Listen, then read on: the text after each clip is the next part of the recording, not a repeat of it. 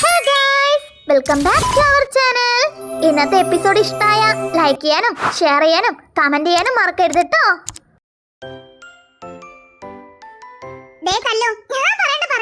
വന്നിട്ട് വലിയ കാര്യമൊന്നുമില്ല. എന്തായാലും ഇത്രയൊക്കെ ഞാൻ പറഞ്ഞിട്ട് നിനക്ക് വരണമെന്നാണെങ്കിൽ നീ വന്നോ, ഞാൻ എന്ത് ചെയ്യാനാ? ഓ മതി മതി, ഇനിയിപ്പോ എമോഷണൽ ആവല്ലേ. നീ പോരെ, എന്താണെങ്കിലും നമുക്ക് നോക്കാം. ഓക്കേ എന്നാ വെക്കുവാ, അവിടെ എത്തിയിട്ട് വിളിക്കാട്ടോ. എന്തേ? അത് കല്ലുവാ വിളിച്ചേ. എന്തേ അവക്കെന്തേ? അത് അവള് അവിടെ പഠിത്തം നിർത്തിയിട്ടേ ഇങ്ങോട്ട് വരാൻ പോവാന്ന്. ഇങ്ങോട്ടോ? അതെന്തിന്? അത് പിന്നെ ചേട്ടൻ അറിഞ്ഞൂടെ? ദേ മര്യാദയ്ക്ക് അടങ്ങി ഒതുങ്ങി അവളോട് അവിടെ തന്നെ നിൽക്കാൻ പറയും. അല്ലെങ്കിൽ തന്നെ ഉള്ള തലവേന കുറയണില്ല. അപ്പഴാ ഒന്ന് വണ്ടി കയറി വരാൻ പോണേ. ഓ സത്യം പറയാലോ, നിങ്ങൾക്കിടയിൽ കിടന്ന് ഞാനാ പെടാപ്പാട് പെടുന്നേ. അതിന് നിന്നോട് ആരാ ഫോൺ എടുക്കാൻ പറയുന്നേ? ഞാൻ വിളിച്ചെടുക്കലില്ലല്ലോ. അതേപോലെ നിനക്കെന്ത് നിന്നൂടെ?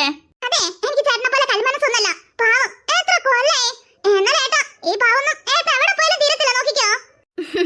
ആണെങ്കിലേ ഞാൻ അങ്ങ് സഹിച്ചു കേട്ടാ. അല്ല ജൂലി, ആരേ കല്ലു? ആ അത് പിന്നെ ദേ ഈ ഋതിക് റോഷന്റെ മുറപ്പെണ്ണാ. മുറപ്പെണ്ണോ?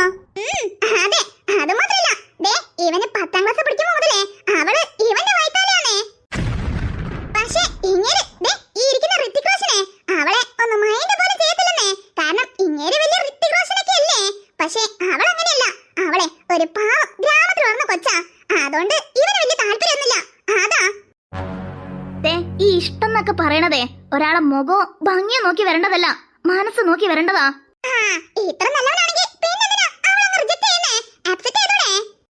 മനസ്സിലൊരുത്തിയുള്ളപ്പം വേറൊരുത്തിനെ തേടി പോണ്ട ഒരാവശ്യം ഈ ഋഷിക്കില്ല. ഹേയ് ഒന്നുമില്ലേ? പിന്നെ അവളോട് പറഞ്ഞേക്കേണ്ടി, ആവശ്യമില്ലാതെ അവിടെ നിന്ന് ഇങ്ങോട്ടേക്ക് വരാനൊന്നും നിൽക്കണ്ടെന്ന്. എന്തായാലും അവക്ക് ഇവിടെ കംഫർട്ടൊന്നും ആവാൻ പോണില്ല. അവള് അവിടെ നല്ല പോലെയല്ലേ പഠിക്കുന്നേ, അവിടെ തന്നെ പഠിക്കാൻ പറയേ.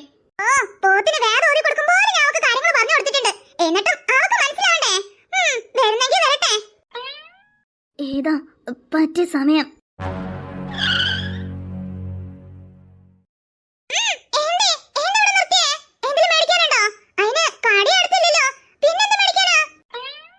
അത് ഞാൻ നിർത്തിയതല്ലേടി, വണ്ടിക്ക് എന്തോ കുഴപ്പമുണ്ടെന്നാ തോന്നുന്നേ. 2-3 ദിവസമായി ഇങ്ങനെ മഴ പെയ്തിട്ടെ വെള്ളമുള്ളോടത്ത് ഓടിച്ചോണ്ടേയിരിക്കും. നിങ്ങളൊന്ന് വണ്ടിന്ന് ഇറങ്ങിക്കേ.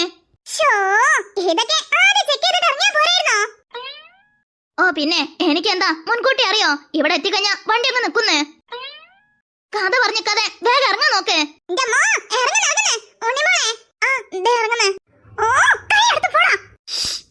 ഫോണിലാടി ചക്കരെ, അമ്മ കേക്കത്തില്ലേ? അമ്മ ദേ ഏകദേശം നാട്ടിലെത്താറായി. പങ്കിളിക്ക് ഒന്ന് റെസ്റ്റ് റൂമിൽ പോണെന്ന് പറഞ്ഞായിരുന്നു. അതാ വണ്ടി സൈഡാക്കിയ ഒരു ഹോട്ടലിന്റെ അടുത്ത്. മക്കളെ നോക്കി പോരേണ്ടിട്ടോ, പിള്ളേര് രണ്ടിനും നോക്കണം കേട്ടാ. അതൊക്കെ അമ്മന്റെ മോളെയും മരുമോളെയും ഞാൻ പൊന്നു പോലെ നോക്കിക്കോളാമേ.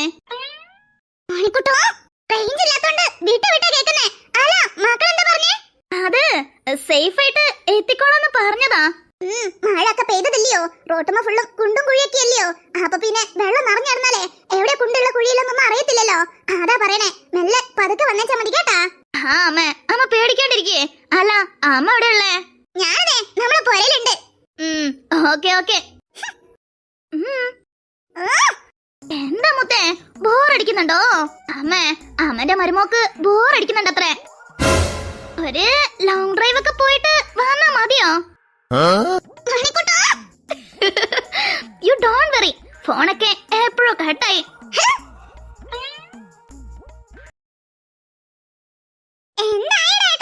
ഓ നോക്കണ കണ്ടില്ലേ?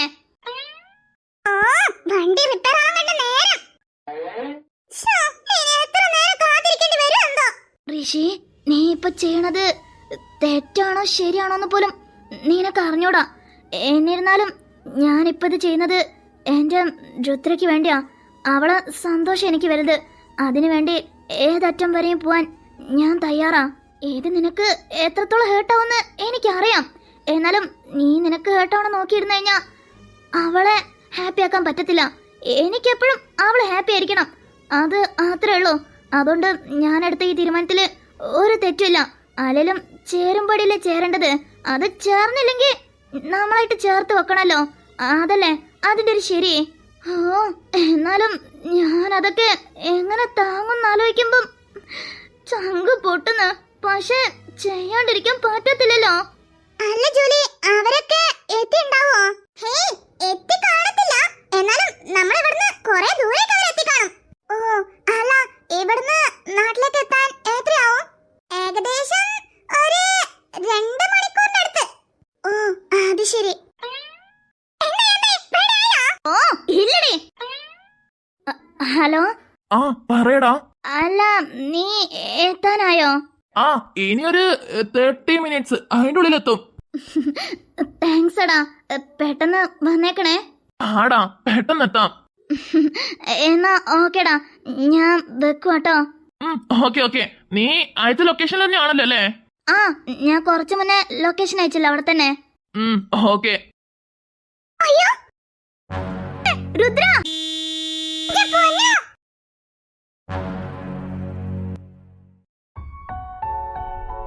நீள் தரும் இவள் பார்வை வழியெங்கும் ആർ യു ഓക്കെ?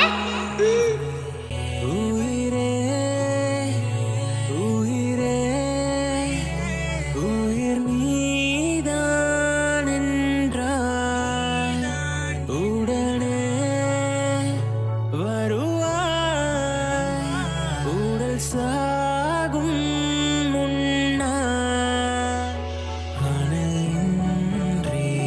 குளிர் வீசும் இது எந்தன் சிறை வாசம் இதில் நீ மட்டும் வேண்டும் பெண்ணே.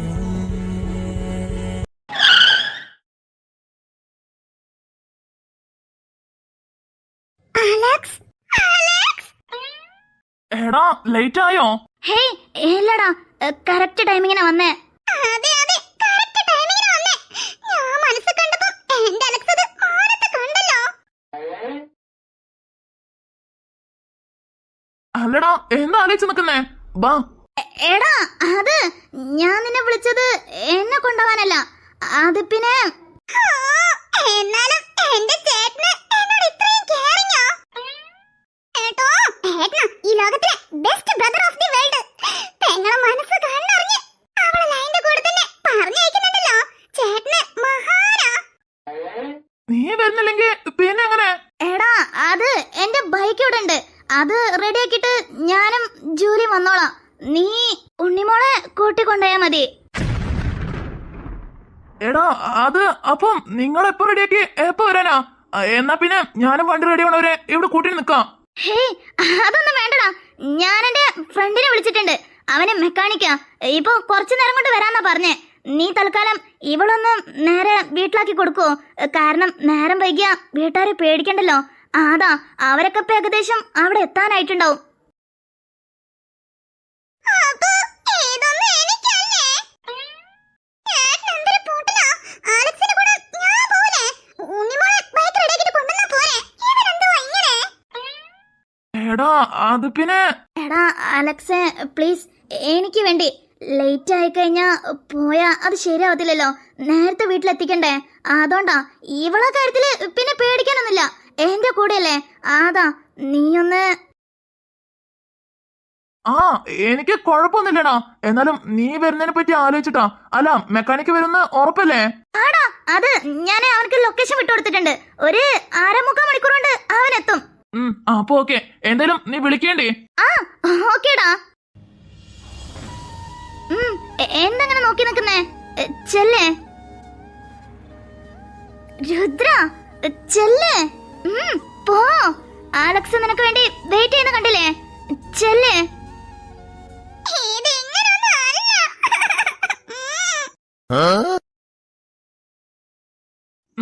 വാ, വണ്ടി കേറ്.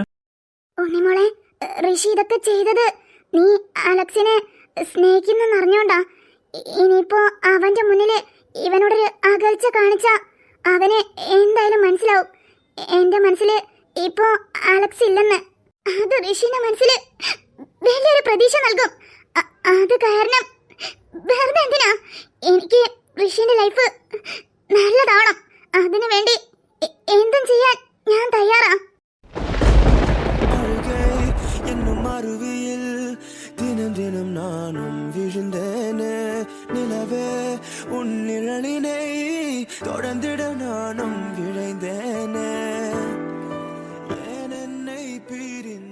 എടാ എന്നാ ആ ഓക്കേടാ, നോക്കി പോണേ.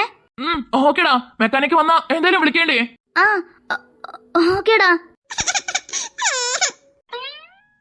ഋഷി, ആ രുദ്ര, ഞാൻ പോയിട്ട് വരാട്ടോ. ആ ഓക്കെ, നോക്കിപ്പോ. അലക്സ്, പോവാ. ആ ദേ പോവാ. ഋഷി എന്നാ ഓക്കേടാ.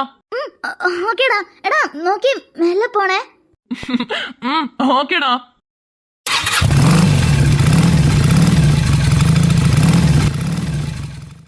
ഡാ വണ്ടി സൈഡാക്കിയേ.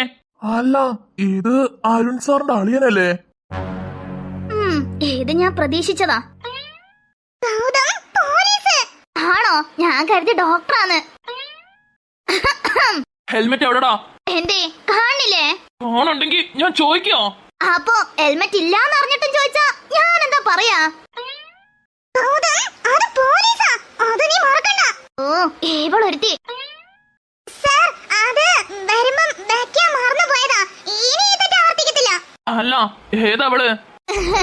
സംഭവം സാർ വലിയ പോലീസ് ആയിരിക്കാം. അത് കരുതി റെസ്പെക്റ്റോടെ സംസാരിക്കാൻ പാടില്ലെന്നൊന്നില്ലല്ലോ. ഇവളെ സാറിന് മടിയിലിട്ടിട്ടൊന്നുമില്ലല്ലോ. അവളെ ഇവിടെ നിന്നൊക്കെ പേരിട്ടെ.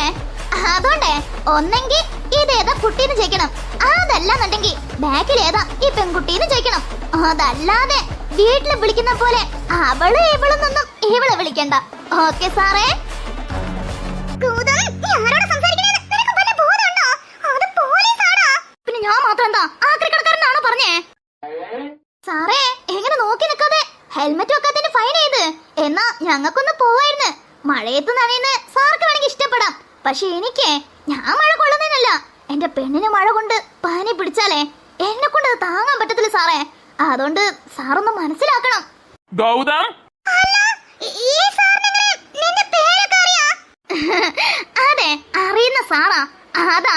ഓ, അറിയണമെന്ന് പറഞ്ഞ അയൽവാസിയാണോ? ഹേയ് അല്ല അല്ല. അപ്പൊ പിന്നെ എങ്ങനെ നിന്റെ പേരൊക്കെ അറിഞ്ഞിരിക്കുന്നേ?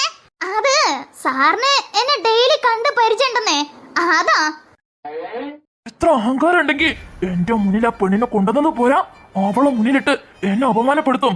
എന്തായാലും വീട്ടിലേക്കല്ലേ വരാം, അവളൊന്ന് ശരിയാക്കി തരടാ. ഓയ് സാറേ, ഡ്രീമിംഗ് ഒക്കെ പിന്നെ ആവാലോ. ഞങ്ങളതൊന്ന് കഴിഞ്ഞിരുന്നെങ്കിൽ. ഗൗതം, ഇത് നിന്നെ ഖേദിക്കും, നോക്കിക്കോ. ഗൗതം, അതെന്തിനാ സാർ അങ്ങനെ പറഞ്ഞേ? അത് വേറൊന്നല്ല, ഹെൽമെറ്റ് വെച്ചില്ലെങ്കിൽ എന്തെങ്കിലും അപകടം സംഭവിച്ചാ ഊവൂലേ. അപ്പൊ പിന്നെ അതിന് ഖേദിക്കുന്നു പറയായിരുന്നു. അപ്പൊ വരട്ടെ സാറേ.